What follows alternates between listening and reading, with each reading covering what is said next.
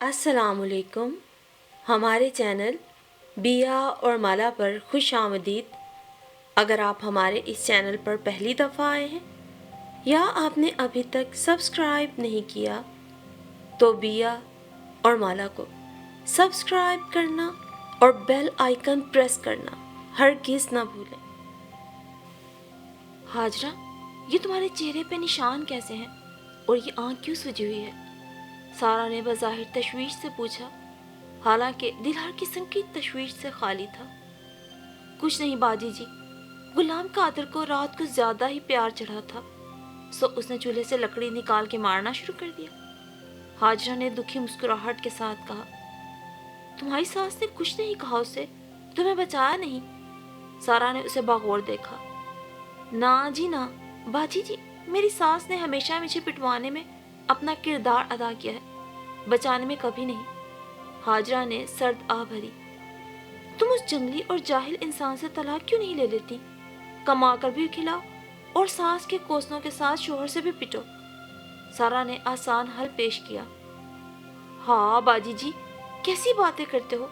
शोहर मजाजी खुदा होता है, थोड़ा मार लेता है तो क्या, प्यार भी तो बहुत करता है। और कोई मैं अकेली ही नहीं कमाती, कमा कर तो वो भी लाता है, न कमा थोड़ी है। हाजरा के लहजे में प्यार ही प्यार था। वाह, बड़ा अच्छा प्यार है। 10 घरों में जाओगी, 10 घरों में नजर आएगा। मैं तो ऐसे बंदे के साथ एक दिन गुजारा न करती। सिर्फ एक बार आसिम ने डराने के लिए हाथ उठाया था, वो दिन है और आज का दिन। आज 1.5 साल हो रहा है, मैंने उस घर की चौखट नहीं देखी। सारा ने फखरिया अंदाज में कहा। बाजी जी, यही फर्क है आप में और हम में।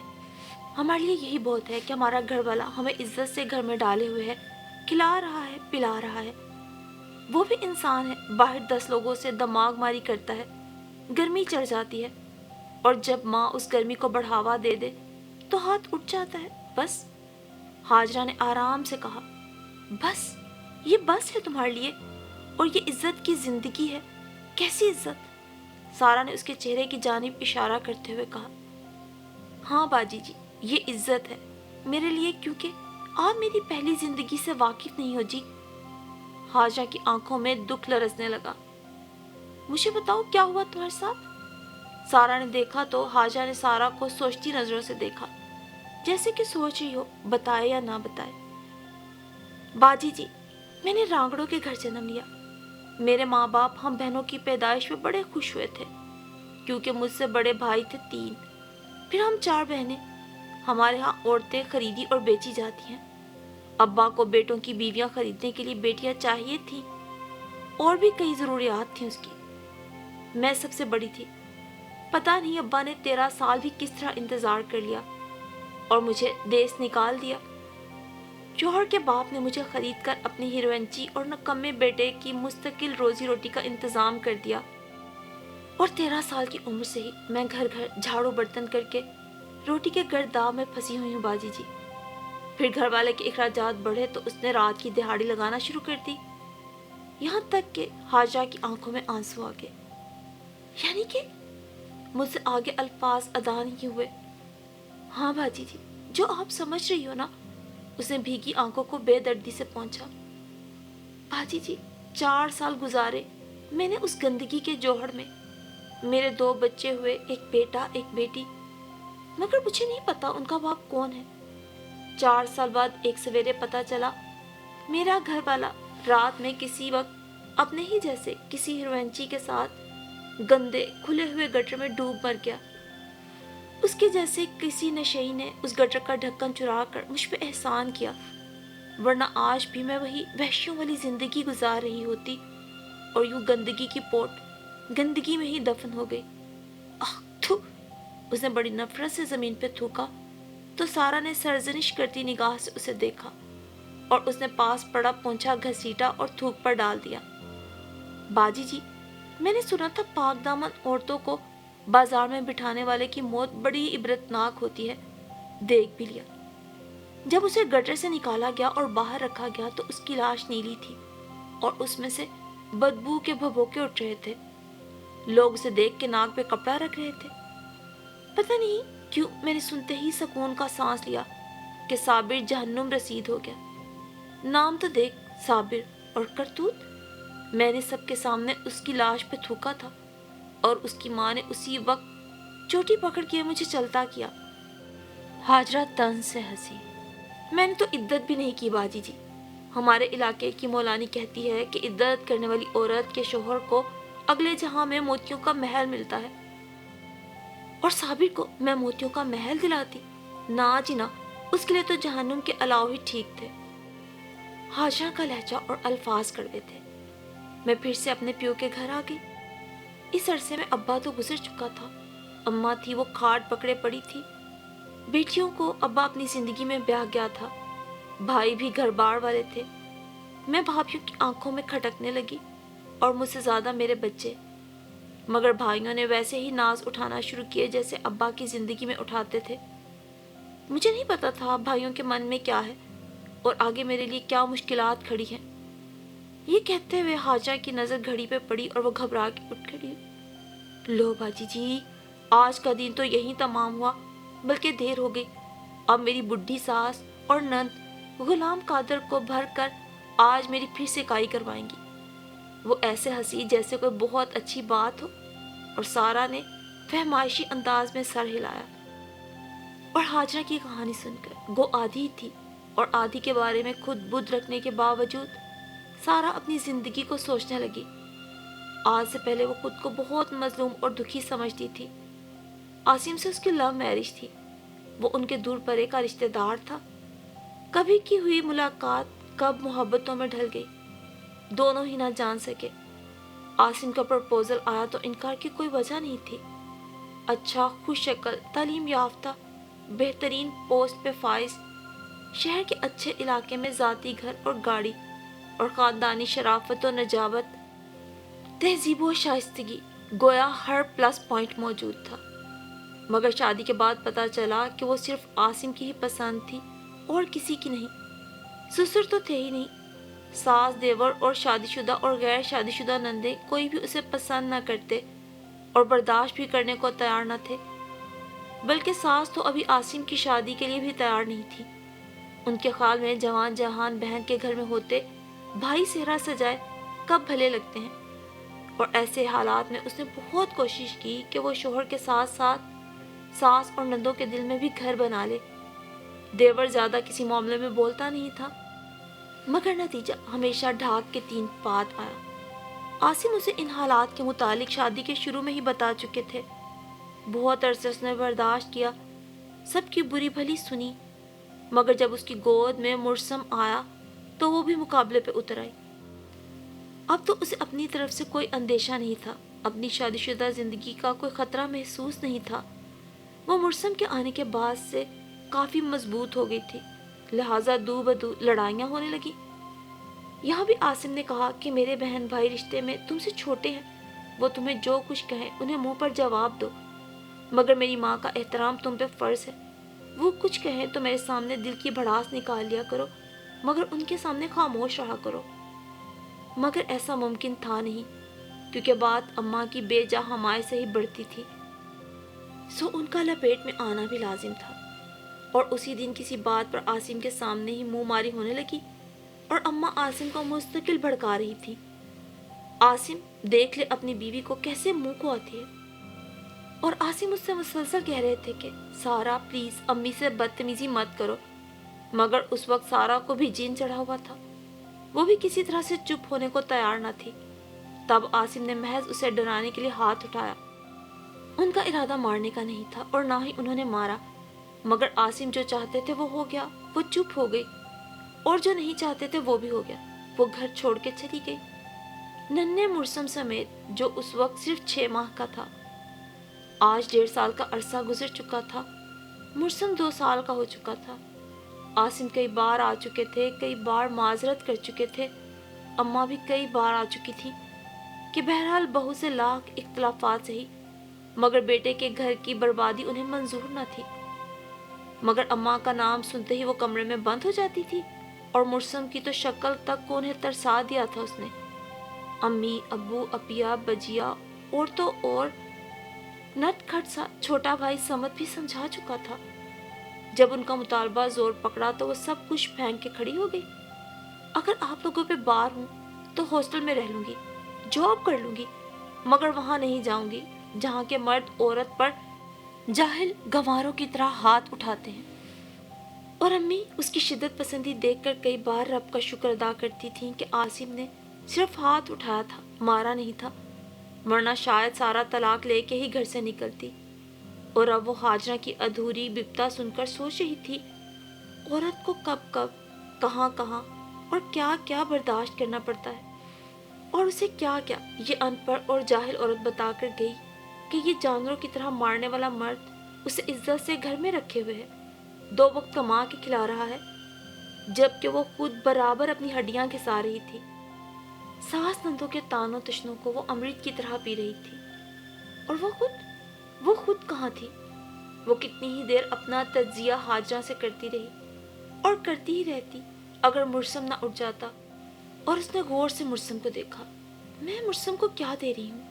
बाप के होते हुए उसे उस रिश्ते की शफकतों और मोहब्बतों से महरूमी, ददियाली रिश्तों के होते हुए दूरी। फिर पता नहीं कब यूं ही सोचते सोचते उसकी भी आंख लग गई। हाशा को आगे की कहानी सुनाने का बहुत दिनों तक मौका ना मिला, मगर जब एक रोज सारा ने उसे पकड़ ही लिया तो बोली, बाजी जी आप पहले हो जिसे मैं अपनी जिंदगी के दुख सुना रही हूँ, वरना इससे पहले कभी किसी को नहीं बताया। पता है मेरा दिल चाहता है बाजी जी, आप इतने अच्छे हो तो अपने घर में खुश और आबाद रहो। हाजा ने आंख की नमी पोंछी। अच्छा अच्छा ठीक है, अब आगे बताओ क्या हुआ?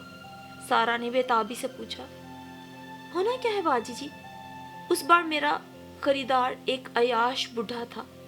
60 साल की उम्र में एक 17 साला औरत उसे 2 बच्चों के साथ भी गंवारा थी। यूं भी उसके पास पैसा बहुत था। वो मुझ पर और बच्चों पे बेतहाशा खर्च करता था। वो पीने पिलाने का भी शौकीन था और था भी बड़ा सेहतमंद। इस उम्र में भी चाको चौबंद नजर आता था। बाल डाई करता था, अच्छे कपड़े पहनता था तो अपनी उम्र से कम नजर आता था। यहाँ बज़ाहिर कोई दुख नहीं था मुझे। उससे भी अल्लाह ने मुझे एक बेटी दी और फिर साल भर में ही उसका मुझसे दिल ऊब गया। उसने मुझसे कहा, तू तो खुश नसीब है कि साल भर मेरे पास रही, वरना मैं तो 3-4 माह से ज्यादा कोई बोझ सर पे नहीं रखता। और यूं उसने मुझे मुंशी को दान कर दिया, जैसे कि इंसान नहीं ढोर डंगर या मवेशी थी। और ढोर डंगर और मवेशी से भी इंसान को मोहब्बत होती है, मगर मुझसे किसी को मोहब्बत, नफरत कुछ था ही नहीं। मुझे हर मर्द इंसान से ज्यादा चीज की तरह बरत रहा था, जरूरत की चीज की तरह। मुंशी शेर अली की मुझसे पहले भी 2 बीवियां थी, एक खानदानी और दूसरी उसकी पसंद की। मुंशी की उम्र भी 30 से ज्यादा नहीं थी। उसमें बज़ाहिर कोई खराबी भी नहीं थी, मगर उसमें बहुत बड़ी खराबी थी। वो लालची था और मुफाद परस्त था। वो कुछ भी कर सकता था अपने मुफाद के लिए और पैसे के लिए। मैं उसके पास 4 साल रही। सबसे पहले उसने मेरे 5 साला मासूम बेटे को ऊंटों की रेस के लिए फरोख्त किया। मैं बहुत चीखी चिल्लाई, बहुत रोई, मगर उस पर कोई असर नहीं हुआ। वो उसी तरह मूंछों को ताव देता फिरता। फिर उसके 14 साला बेटे से एक कत्ल हो गया था। मेरी 8 साला बेटी को बनी कर दिया और यहाँ मेरी बर्दाश्त टूट गई, जवाब दे गई। मैं तो बिल्कुल मरण बिस्तर पे पड़ गई। पता नहीं मुझे क्या हुआ था। बाजी जी सब कहते हैं मुझे 4 दिन बाद होश आया। मैं बहुत तड़पी थी अपनी बेटी के लिए। और शेर अली जब मेरे सामने आता, मैं दोनों हाथ उठाकर उसे बद्दुआएं देती। शेर अली को किसी चीज से डर नहीं लगता था सिवाय बद्दुआओं के। उसका बाप भी उसकी बद्दुआओं के जेरे असर आकर ट्रक से कुचला गया था और उसकी दोनों बीवियां उससे भी ज्यादा बद्दुआओं से डरती थीं। मैं शेर अली को बद्दुआएं देती तो वो मुझे कोसने देती, और फिर भी मेरी जुबान ना रुकती तो मुझे मारने चढ़ दौड़ती। वो मुझे मार मार के लहूलुहान कर देती, खुद थक जाती, मगर मेरी जुबान ना रुक पाती। बाजी जी मेरे अंदर आग लगी हुई थी तो धुआं क्यों ना उठता, इसलिए मेरे कलेजे के टुकड़ों को बेच डाला था। और चाहते थे मैं रो भी ना, फरियाद भी ना करूं। ऐसा तो मुमकिन था ही नहीं बाजी जी। हाजा अभी आगे कुछ और बता दी कि दरवाजे पे बेल हुई। سارا نے اٹھ کے دروازہ کھولا تو حاجہ کی بیٹی نوری کھڑی تھی۔ سارا کو دیکھتے ہی بولی، باجی جی اماں ہے؟ وہ سخت گھبرائی ہوئی لگ رہی تھی۔ ہاں ہاں اندر ہے۔ کیوں، کیا ہوا؟ اتنی گھبرائی ہوئی کیوں لگ رہی ہو؟ سارا نے پوچھا، مگر ہاجرہ اپنی بیٹی کی آواز سنتے ہی باہر نکل آئی۔ نوری، تجھے منع کیا ہے نا، باہر مت نکلا کر۔ ہاجرہ غصے سے گرائی، وہ اماں تو جلدی چل، وہ دادی کوٹھے سے گر گئی ہے، سب اسے لے کر بڑے اسپتال کے ہیں۔ بچی سخت گھبرائی ہوئی تھی۔ ہائے میں مری، اماں کو کہا کس نے تھا اس بڈھے ویلے کوٹھے پہ چڑھنے کو؟ حاجہ نے دہائی دی، اماں وہ دھوپ سینکنے کے واسطے گئی تھی، نوری نے جلدی سے کہا تو حاجرہ نے اجازت طلب نظروں سے سارا کو دیکھا۔ اس نے کہا، ہاں ہاں جلدی جاؤ، بلکہ 2 منٹ رکو۔